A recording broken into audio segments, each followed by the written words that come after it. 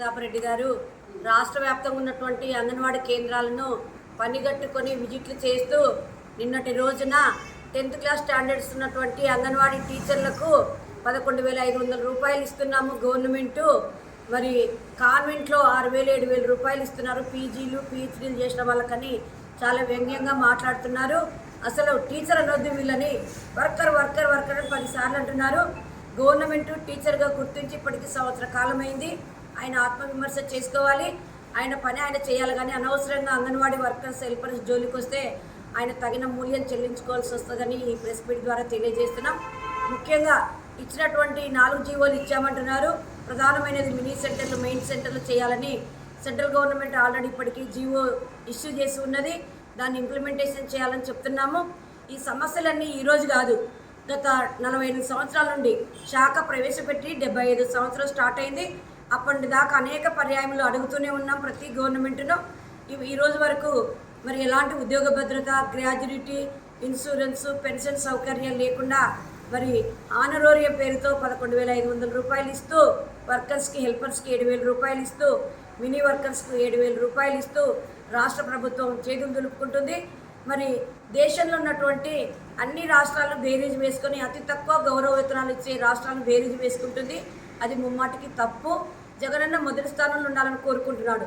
అట్లాగే మన రాష్ట్రంలో ఉన్నటువంటి ఈ మహిళలందరికీ కూడా మొదటి స్థానంలో ఉండే విధంగా తక్షణమే గౌరవ వేతనాలు పెంచాలి.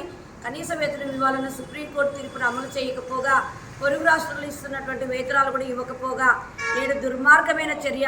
₹1 పెంచలేని దుస్థితిలో ఉన్నామని చెప్పుకోవడం సిగ్గుచేటుగా ఉంది. మరి వాళ్ళ ఎంపీలు మినిస్టర్లు 5 లక్షల వేతనం తీసుకుంటున్నారు, ఎమ్మెల్యేలకు 2.5 లక్షల వేతనం ఇస్తున్నారు. వారు రిటైర్ అయిన తర్వాత లైఫ్ లాంగ్ పెన్షన్ తీసుకుంటున్నారు. మేము గ్రామీణ పట్టణ ప్రాంతాల్లో పేద నిరుపేద గర్భవతులు బాలంతలు 0-6 సంవత్సరాల పిల్లలకు సేవలు చేస్తున్నాము. మరి వారంతా కూడా గౌరవ వేతనంతో 10,000 వేతనం తీసుకొని పనిచేసిన రోజు మా వేతనాలు పెంచకపోయినా పర్వాలేదు. మరి మాకందరూ కూడా ఖచ్చితంగా సుప్రీంకోర్టు గైడ్లైన్స్ ప్రకారం కనీస వేతనాలు ఇవ్వాలి. అంతవరకు పొరుగు రాష్ట్రం కంటే 1,000 రూపాయలు పెంచిస్తానన్న హామీ నిలబెట్టాలి. గ్రాడ్యుయేటీని అమలు చేయాలి. మిగతా మినీ టీచర్లు మెయిన్ టీచర్లు చేయాలి. వీటన్నిటికీ ప్రత్యేకంగా జీవోలు ఇస్తే తప్ప మరి మా డిమాండ్స్ అన్ని న్యాయమైన డిమాండ్స్ అని పదే పదే చెప్తున్నప్పటికీ మరి చర్చల్లో న్యాయమైన డిమాండ్స్ అని వాళ్ళు ఒప్పుకున్న వాటి కోసం వాటిని ఇంప్లిమెంటేషన్ చేసే విషయంలో ప్రభుత్వం సానుకూలంగా స్పందించి 25వ తేదీకు క్రిస్టమస్ లోపు నిన్న జగనన్న గారి బర్త్డే సందర్భంగా మరి మహిళలందరికీ కానుకిస్తారని చాలా ఆశించాము. ఏమి ఆశలంతా నిరాశలు చేశాడు. మరి క్రిస్టమస్ పండుగ లోపైనా కూడా ఆయన మేము అడిగినటువంటి న్యాయసమ్మతమైన డిమాండ్స్ అన్ని పరిష్కరించాలి. లేని పక్షంలో తీవ్రతరమైన ఉద్యమం చేపడతామని, మాకు తోడుగా ట్రేడ్ యూనియన్లు, పార్టీలు, ప్రజా సంఘాలు, మరి మిగతా పార్టీలన్నీ కూడా వెంట వస్తామని మా అందరికీ రోజు మా టెంట్ల దగ్గర మరి వాళ్ళ సంఘీభావం తెలియజేస్తున్నారు. వీటన్నిటిని గమనంలో పెట్టుకొని సీఎం గారు తక్షణమే మా సమస్యలన్నీ పరిష్కరించాలని ఈ ప్రెస్ మీట్ సందర్భంగా తెలియజేస్తున్నాం.